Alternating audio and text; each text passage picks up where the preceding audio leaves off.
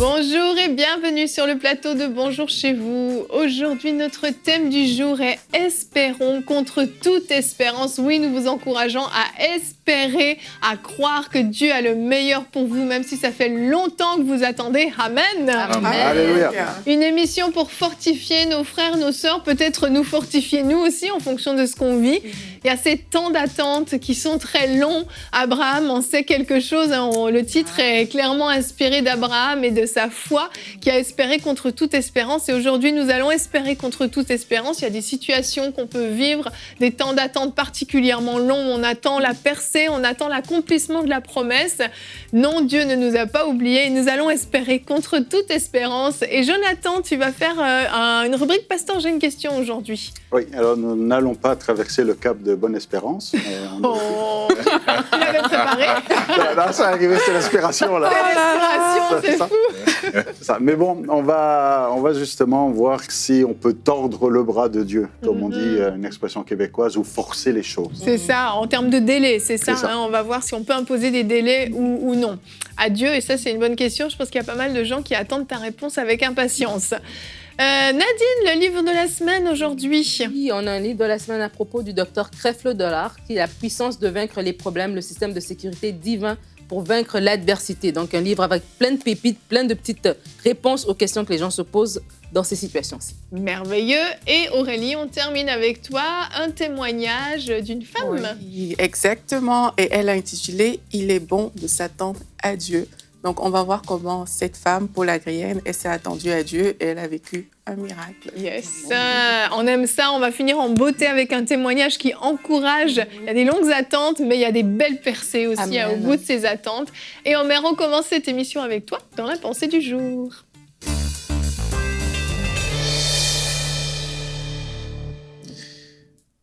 Souviens-toi des promesses des dieux. Et j'aimerais le répéter, souviens-toi des promesses de Dieu, alors que tu passes par des temps difficiles. Le psaume 119, le verset 50 dit « Dans ma misère, mon réconfort, c'est ta promesse qui me fait vivre. » La vie chrétienne et la vie sur terre, elle est faite des hauts et des bas, des bons moments et des mauvais moments. Et le fait qu'on soit chrétien ne nous immunise pas contre les problèmes. Et aller à l'église n'est pas un vaccin contre les problèmes. Et ça, c'est quelque chose qu'on doit se souvenir. Et au psaume 34, le verset 20, le psalmiste dit « Le malheur atteint souvent le juste, mais l'Éternel l'en délivre toujours. » Donc, entre le début d'une épreuve et sa fin, il peut se passer beaucoup de temps. Et une des façons de pouvoir se maintenir dans l'épreuve, avoir quelque chose où s'accrocher, c'est la parole de Dieu, ce sont les promesses de Dieu. Il ne faut jamais confesser la réalité de ce que vous traversez, mais déclarer ce que la parole de Dieu dit. La parole de Dieu est la vérité et ce que vous vivez est une réalité. La réalité change, mais la parole demeure toujours la même. Amen. Et il est important aussi de comprendre que la nature même nous enseigne que lorsque un bateau est au port, quand il y a la tempête, le bateau est arrimé grâce à l'ancre qu'il accroche, qu'il accroche solidement, qu'importe la nature de la tempête. Et l'avion, lorsque l'avion traverse une zone difficile, l'avion garde le cap grâce à la tour de contrôle. Et votre tour de contrôle, c'est Dieu, c'est sa parole qu'il vous a donnée. Amen. Et pour cela, il faut comprendre que Hébreux, le livre d'Hébreux au chapitre 6, le verset 19, dit cette vérité. Elle dit que cette espérance, nous la possédons comme une encre de l'âme. Sûre et solide, elle pénètre au-delà du voile. Nous avons une espérance. Cette espérance, c'est l'œuvre de Christ, c'est la parole de Dieu. Alors, vous allez connaître des temps difficiles, mais vous connaîtrez la victoire si vous continuez à déclarer ce que la parole de Dieu dit. C'est pour cela que dans 2 Samuel, chapitre 22, le verset 4, David dit « Je m'écris, loué soit l'Éternel, et je suis délivré de tous mes ennemis. Je déclare sur votre vie qu'alors que vous allez vous accrocher à la parole de Dieu, cette parole deviendra une réalité. Elle va transformer votre épreuve en victoire et vous aurez un témoignage. Confessez la parole de Dieu. Amen. Amen. Merci, Omer. Et oui, la parole de Dieu est puissante et nous avons un verset du jour pour vous fortifier, vous qui avez peut-être reçu une promesse de la part de Dieu ou qui avez un jour lu sa parole et vous êtes approprié un passage. C'est Nombre 23 au verset 19 qui nous dit « Dieu n'est pas un homme pour mentir, ni le fils d'un homme pour revenir sur sa décision. Ce qu'il a dit, ne le fera-t-il pas ? Ce qu'il a déclaré, ne l'accomplira-t-il pas ? Amen, amen. Oui, Dieu n'est pas menteur. Ce qui est écrit dans sa parole est la vérité.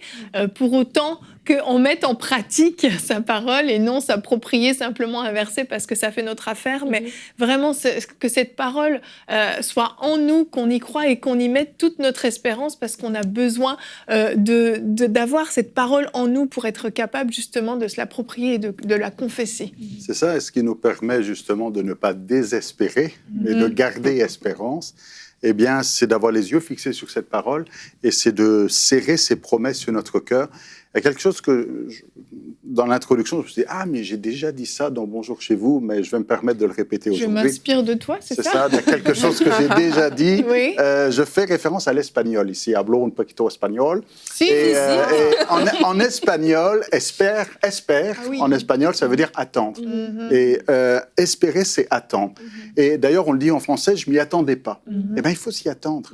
Et espérer, c'est s'y attendre. Et c'est aussi attendre et patienter et confesser la parole de Dieu, déclarer la parole de Dieu, c'est justement repasser sur notre cœur les promesses de Dieu. Il l'a dit, il le fera. Et donc, on peut là, comme ça, espérer, c'est-à-dire, on nourrit notre attente, on nourrit notre espérance, on nourrit notre foi. On sait qu'on peut s'y attendre parce que Dieu l'a dit et que ses promesses sont oui et amen. Assurément, cela va s'accomplir.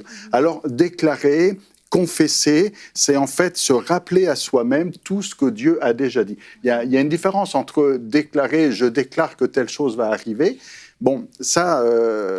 en formule magique, un peu. C'est ça, en formule magique, et de dire non, je confesse que Dieu est le Dieu qui pourvoit tous nos besoins. Je déclare que Dieu ne m'a pas oublié, parce que sa parole dit que même une mère pourrait oublier ses enfants, mais Dieu, lui, ne nous oubliera pas. Et donc, c'est ça, c'est déclarer la vérité de la parole de Dieu. Ça, c'est solide, et ça va venir être une ancre pour notre foi, et on va pouvoir s'attendre à avoir l'accomplissement de la promesse de Dieu. Exactement, c'est ça. Il faut connaître ces promesses-là pour pouvoir se les approprier. Effectivement. Et j'aimerais rajouter qu'à chaque épreuve que nous traversons, il y a toujours un verset qui va nous monter dans le cœur, que Dieu va nous donner. C'est comme le verset pour traverser ce moment-là. Mais par contre, il peut arriver qu'on ne sait pas quoi confesser. Voilà, on n'a pas encore reçu une révélation de Dieu. Alors à ce moment-là, j'aimerais encourager nos auditeurs, nos frères et sœurs à avoir Matthieu 28, 20, où Jésus dit « Et voici, je suis avec vous tous les jours jusqu'à la fin du monde. » Voici, qu'est-ce qu'on peut déclarer lorsqu'on ne sait pas quoi déclarer? Le Seigneur a dit « Il est avec moi jusqu'à la fin du monde. » Et on peut aussi déclarer Josué 1:5, qui est un de mes versets préférés, où le Seigneur dit à Josué, « Nul ne tiendra devant toi tant que tu vivras. Je serai avec toi comme j'ai été avec Moïse. Je ne te délaisserai point, je ne t'abandonnerai point. » Et alors que nous sommes en train de déclarer, il est important de se l'approprier. Seigneur, cette maladie ne tiendra pas devant moi. Cette épreuve ne tiendra pas devant moi. Cette situation va changer. Et Seigneur, tu es avec moi. Comme tu as été avec Moïse, comme tu as été avec Josué, comme tu as été avec Abraham. Seigneur, tu es avec moi. Il ne faut pas seulement déclarer, mais il faut se l'approprier et remettre la parole dans notre circonstance. Et pendant qu'on est en train de déclarer, le Saint-Esprit met des nouvelles pensées de comment est-ce qu'on peut vraiment le rendre beaucoup plus précis. Seigneur, je déclare que, alors que je confesse ta parole, je suis plus grand que ma montagne. Ma montagne devient petite. Montagne devient petite. Amen. Ça, il y a cet adage, enfin vous l'avez déjà certainement entendu, où il ne faut pas dire à Dieu quelle est la grandeur de notre montagne. Oui. Il faut dire à notre montagne quelle est la grandeur de notre Dieu. Amen. Oui. Et c'est ça déclarer, c'est déclarer que Dieu est grand et fort et puissant. Moi, j'aime ça. Il y a un verset, Pasteur Omer donnait des versets tout à l'heure par rapport à ce qu'il déclare. Moi, il y a toujours dans Romains 4, d'où est tiré le thème, on dit que Dieu tire du néant. Ça, c'est dans une autre version, c'est pas dans la version Louis II, que Dieu tire du néant ce qui n'existe pas, en fait. Et moi, franchement, c'est souvent ça qui m'allume quand je suis dans ces attentes-là. Je suis comme, Seigneur, en fait, avec rien, toi, tu peux sortir tellement de grandes choses. Et ça aussi, je commence à déclarer ces choses et on voit la puissance de Dieu en action aussi. Et tu parles d'un verset qui te touche. Moi, il y a ce verset qui dit qu'il est impossible que Dieu mente.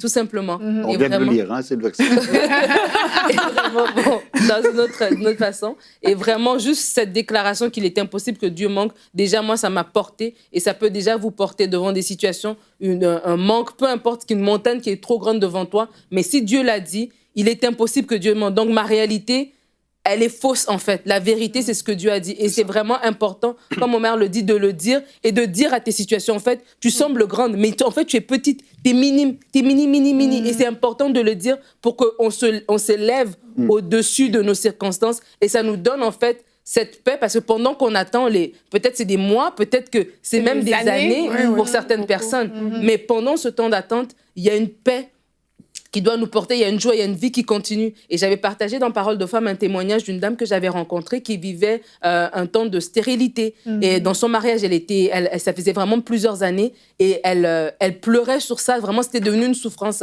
Et elle a juste un jour, alors qu'elle demandait maintenant à Dieu la paix tout simplement, parce que c'était même plus le problème de l'enfant, c'était juste qu'elle avait plus la paix du tout. Elle a lu ce texte de Anne, justement la mère de Samuel, et dans le texte, ça dit que Anne, quand elle était au temple, quand le prophète lui a parlé et lui a donné cette parole que l'année prochaine, à la même époque, je vais revenir avec un enfant, elle est repartie, la Bible dit que son visage n'était plus le même. Et il dit, cette parole est devenue pour elle une révélation. Moi, je peux la lire et puis ça me dit rien, mais elle, c'était une révélation pour dire que Anne n'était pas enceinte quand elle était au temple, mais elle est partie, son visage n'était plus le même. Et des fois aussi, dans les temps d'attente, espérer contre toute espérance et avoir aussi cette révélation, comme il a dit, tu lis, il y a quelque chose qui monte dans ton cœur et pendant le temps d'attente, tu es dans la joie, tu es dans la paix, tu es dans l'assurance que Dieu n'est pas un homme pour mentir. Ce qu'il a dit, il va l'accomplir. C'est ça, parce que ces temps d'attente, en fait, là où c'est très traître, c'est que souvent, il y a de l'oppression qui va venir avec, parce que c'est long. Et puis finalement, le diable fait exactement ce qu'il a fait depuis toujours avec Adam et Ève. Dieu a-t-il réellement dit? Et il vient nous murmurer ça. Est-ce que tu es sûr que Dieu va intervenir dans cette situation? Est-ce que tu es sûr que Dieu entend tes prières?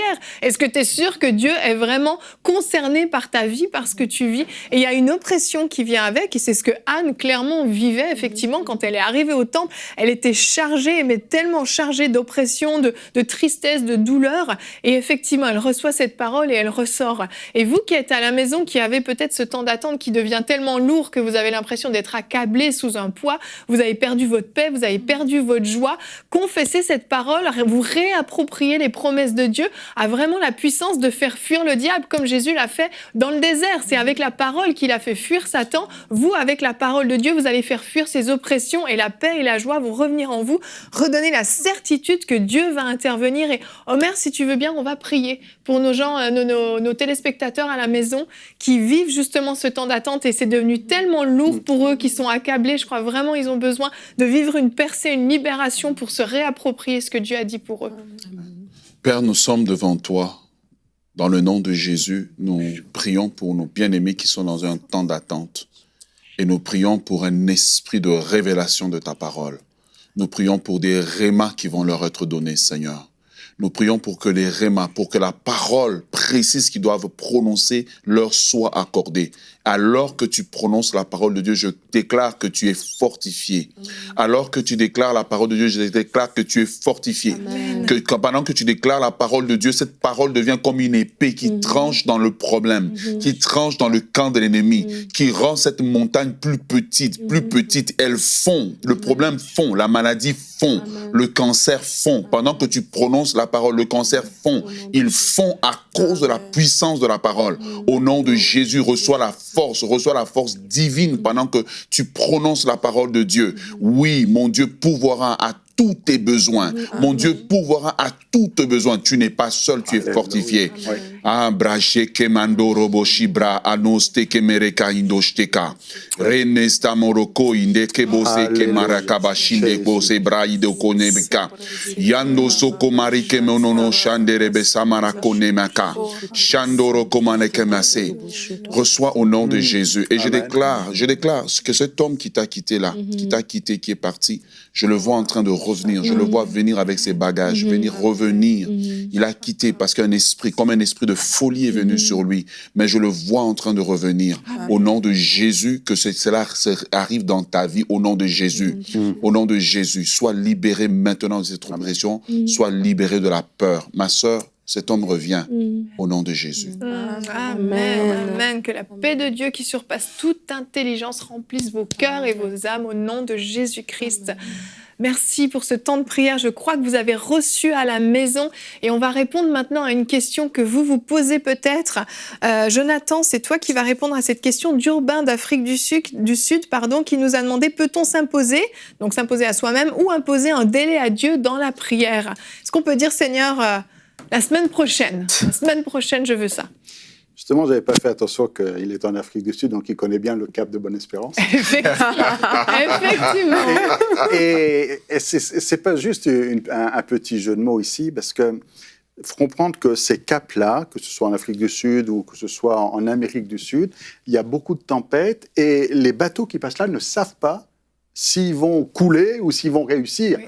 Et plutôt que ça s'appelle, parce qu'en Amérique du Sud, on a un nom qui est un peu plus tragique, là, ici, c'est les 40 rugissants, et puis c'est vraiment c'est vraiment en fait le cap où on risque de mourir. Tandis que là, on dit, on a espoir. Donc, c'est un petit peu, soit on voit le bon côté, soit on voit le mauvais côté. Et là, le problème, en fait, c'est le timing. Oui. Et bien souvent, quand ça vient tout de suite, et quand c'est aussitôt, c'est facile. Hein, on prie, et tout de suite, c'est pour ça qu'on aime l'évangile de Marc, parce que dans l'évangile de Marc, c'est aussitôt. Non, alors on aime, on demande, et on reçoit tout de suite. Mais quand il y a un délai entre le temps où on a demandé et le temps où on reçoit, eh bien, cette période-là, c'est ce que l'apôtre Pierre va appeler l'épreuve de notre foi. Parce que c'est là où ça devient critique, et plus le temps est long, et plus ça devient difficile. Et donc, du coup, certains, la question est posée ici, est-ce qu'on peut s'imposer ou imposer un délai à Dieu dans la prière en disant « Seigneur, tu as 40 jours pour ». Bon, techniquement, ça s'appelle un ultimatum. Est-ce qu'on peut donner à Dieu un ultimatum? La réponse, c'est non. Évidemment, c'est non. On ne peut pas... Qui est l'homme pour dire à Dieu ce qu'il doit faire? Et même, quelque part, je dirais c'est dangereux. Je vous rappelle que Dieu résiste aux orgueilleux, mais qu'il fait grâce aux humbles. Et quand on a la prétention de dire à Dieu ce qu'il devrait faire, parce que quelque part, c'est un peu ça. En disant, Seigneur, tu ne fais pas ton travail là. Tu as intérêt à faire ça avant la semaine prochaine, sinon quoi? Sinon quoi? Quelle menace on peut faire à Dieu? Et d'imposer un Seigneur, c'est ça ou je quitte tout. C'est du chantage. Est-ce qu'on va faire du chantage à Dieu en disant, Seigneur, si tu ne fais pas ça, moi j'abandonne tout? Non, si c'est ton Dieu, je veux dire que c'est ton Dieu, quoi qu'il arrive. Et l'humilité, justement, c'est de dire, Seigneur, c'est toi le maître. Et il y a peut-être des choses que je ne comprends pas, il y a des choses, mais je te fais confiance. Maintenant, oui, il faut espérer. Il ne faut pas tomber dans le désespoir ou le fatalisme en disant, adviendra ce qu'il adviendra, et puis bon, ça ne marchera pas, je ne réussirai pas, je ne m'en sortirai jamais, je serai toujours malade. Non, c'est horrible. C'est pas là qu'il faut être, c'est de dire, Seigneur, je crois dans ta parole, je crois dans tes promesses, ta parole est la vérité, le diable c'est un menteur, ta parole est la vérité, et même si je ne comprends pas, même si je ne vois pas, eh bien j'attends, comme celui qui veille la nuit, eh bien on sait que le jour viendra. Et aussi sûr qu'à un moment donné le soleil va se lever, eh bien le Seigneur interviendra, agira, et il ne faut pas imposer un délai dans la prière. On ne peut pas dire à Dieu c'est tel temps ou tel temps. C'est toujours dangereux de faire ça. Maintenant, on souhaite que ça aille vite, mais des fois, il y a des choses qui ne nous appartiennent pas. On a cet exemple de Daniel qui prie et puis ça vient pas, mais quand l'ange arrive, il dit il y a eu un combat. Exact. Et donc c'est pas que Dieu voulait pas, c'est qu'il y a eu des circonstances et un combat dans le monde spirituel. Alors ici, non, avec humilité, simplicité, dire Seigneur, je sais que tu le feras. C'est peut-être demain, c'est peut-être plus tard, c'est un peu comme le retour du Seigneur, on ne sait pas, mais il faut s'y attendre. Exact. Merci pour cette excellente réponse. Je rajoute juste un tout petit point qui est comme une petite exception dans le cas où le Saint-Esprit nous parle et nous dit d'ici la fin de l'année, d'ici la fin du mois. Mais on ne l'impose pas. Et on ne l'impose pas, exactement, tout à fait. Que comme il est dit, l'année prochaine tu seras enceinte, voilà, c'est Dieu qui a donné le temps. Et là, on se l'approprie et on le déclare. Exactement. Surtout dans les cas des mariages. Dans les cas des mariages, dans les cas de grossesse aussi, quand même assez fréquemment, on peut recevoir une parole qui nous dit l'année prochaine, à la même date, tu auras une fille, un fils. Mais c'est Dieu qui a dit, c'est pas nous qui l'avons dit. Tout à fait, entièrement d'accord avec toi, Jonathan. Vous pouvez nous écrire si vous avez d'autres questions à nous poser, comme notre frère Urbain. Vous pouvez nous écrire à l'adresse pasteur.j'ai-une-question@emcitv.com. Nous allons continuer en découvrant notre livre de la semaine. Découvrez le livre de la semaine.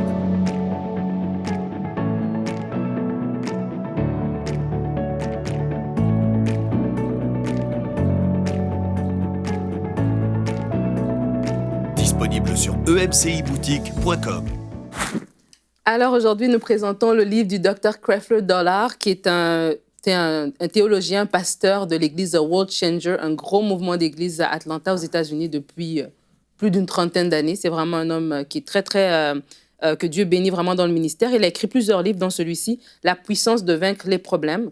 Et vraiment, ce livre ici vient un peu répondre à des situations des personnes qui sont justement dans des épreuves, des temps d'attente, des temps de difficulté. Et il vient donner des clés, en fait. Il vient parler de l'importance. En fait, au début, il explique c'est quoi le salut, la nouvelle naissance, pour que les gens comprennent un petit peu, parce qu'on a parlé d'espérer, mais on n'espère pas juste dans le vent, on espère dans les promesses de Dieu, on espère dans la parole de Dieu, mais cette parole, ces promesses, nous y avons accès parce que nous sommes aussi enfants de Dieu. Donc, il vient expliquer tout ça. Il vient parler de vaincre les problèmes grâce à la force de la paix. L'importance d'avoir la paix, parce que des fois, on veut la solution tout de suite. Et là, on parle des problèmes de longue date, mais d'abord, chercher la paix de Dieu, chercher la joie, l'amour, la force de l'amour, la grâce. Et après, dans la deuxième partie, il vient de parler de l'importance de se confier en Dieu dans les temps difficiles. C'est possible de vivre dans l'abondance, un peu comme Pasteur Jonathan a répondu dans sa question, le point que Dieu est au contrôle. Parce que des fois aussi, on oublie quand on vit des problèmes, on a l'impression que c'est le diable qui nous malmène, et puis voilà, que Dieu nous a oubliés, qu'on n'est même plus, non. Dieu est au contrôle et Dieu nous fait sortir de cette situation-là. Et c'est là, de toute façon, nos problèmes ne durent qu'un temps. Il parle aussi de notre responsabilité, qu'est-ce que nous devons faire, et il donne aussi des clés par rapport à tout ça. Je voulais vous lire quand même deux passages que j'ai trouvés quand même importants. Le premier, il dit, Jésus dit dans Jean 16 au verset 33, « Je vous ai dit ces choses afin que vous ayez la paix en moi. » Il dit, c'est pourquoi je dois être déjà dans la paix, puisque j'ai entendu les paroles de Jésus. Au milieu des pires problèmes, Jésus me dit que j'ai la paix. Donc, il explique vraiment en détail le concept de la paix. Il explique aussi le concept de l'inquiétude, de vraiment...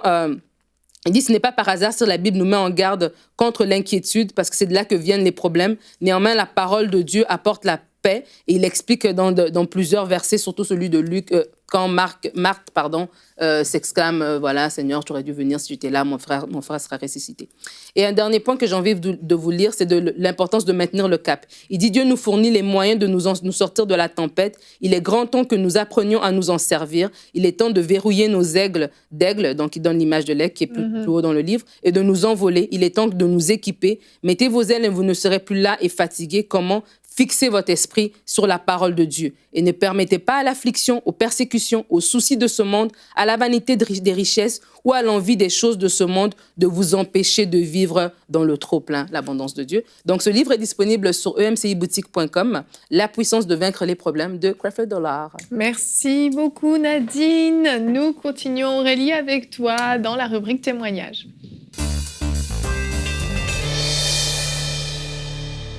Donc, on découvre le témoignage de Paul-Adrienne. Exactement. Et comme je vous ai dit en début d'émission, elle a intitulé son témoignage « Il est bon de s'attendre à Dieu », parce que c'est ce qu'elle a fait au bout de plusieurs années pour avoir un enfant. Et elle nous a fait une petite vidéo qu'on peut regarder. Bonjour, je m'appelle Paul et je souhaiterais témoigner de ce que le Seigneur a fait pour moi au travers de EMCI TV. Alors, mon témoignage s'intitule « Il est bon de s'attendre à Dieu » parce que je me suis mariée en mai 2016 et quelque temps après mon mariage, l'Éternel m'a donné une parole selon laquelle j'enfanterai un fils. Et effectivement, au mois d'octobre 2016, je suis tombée enceinte. Mais malheureusement, en février 2017, j'ai fait une fausse couche à 20 semaines de grossesse. Et là, à l'hôpital, au lieu de me morfondre, j'étais là, je priais et une voix est montée dans mon cœur. Et cette parole de Dieu me dit, le malheur atteint souvent le juste, mais l'Éternel l'en délivre toujours. Alors, cette nuit, à 3h du matin, avec ma perfusion et tout, je me suis levée et j'ai loué Dieu. Je me suis dit, mais Seigneur, je suis en vie et ce que tu as dit, tu vas le faire, tu n'es pas un homme pour mentir. Alors, j'ai prié, j'ai loué Dieu. Et en novembre, j'ai eu à cœur de témoigner sur mon blog de ce que Dieu m'a fortifié pendant cette fausse couche. Après mon témoignage, le pasteur Dorothée Radja passe à l'émission Parole de Femme et là, elle raconte son histoire durant laquelle elle parle de comment un homme de Dieu lui a annoncé qu'elle allait avoir un enfant. Et quand elle le racontait, c'était moi, en fait. J'ai reçu cette annonciation-là. Et quand elle a prié, j'ai dit Amen. Et voilà, en février 2018, j'apprends que je suis enceinte et c'est la gloire de Dieu. Et mon fils a 10 mois bientôt. Je rends grâce à Dieu et je vous encourage à compter sur Dieu. Merci. Oh, gloire à Dieu, c'est super. Et on a une photo de son fils. Il est trop mignon, franchement. Il est vraiment trop beau. Et il faut savoir que là, elle commence son histoire en 2016. Mais en fait, elle est mariée, elle est avec son conjoint depuis 2008.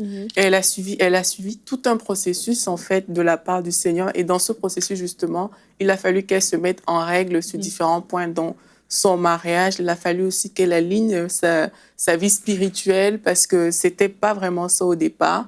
Et un jour, quelque chose qui m'a plu dans son témoignage, elle dit que elle faisait beaucoup de pratiques religieuses, elle faisait des neuvaines et tout. Et elle a entendu la voix du Seigneur lui dire « Oui, tu fais toutes ces choses, mais ta Bible reste toujours fermée. » Et là, en lisant la Bible, elle a commencé à déclarer la parole de Dieu. Elle a demandé à Dieu de la sauver. Et c'est aussi comme ça qu'elle a pris la décision vraiment d'être plus profonde, en fait, avec le Seigneur.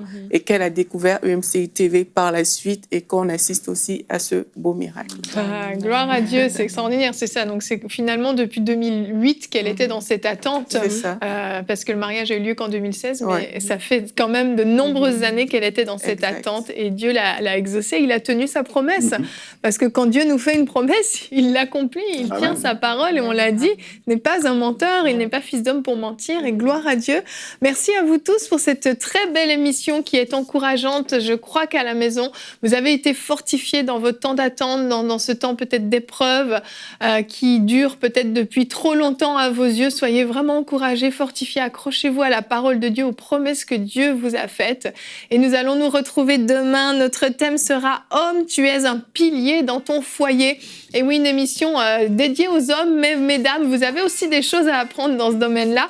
Nous aurons une belle rubrique famille de Frank sur l'implication du papa dans la vie de famille. Donc, messieurs, sortez vos cahiers de notes et vos bibles. Demain, vous allez étudier. Allez, merci de nous avoir suivis et bonjour chez vous.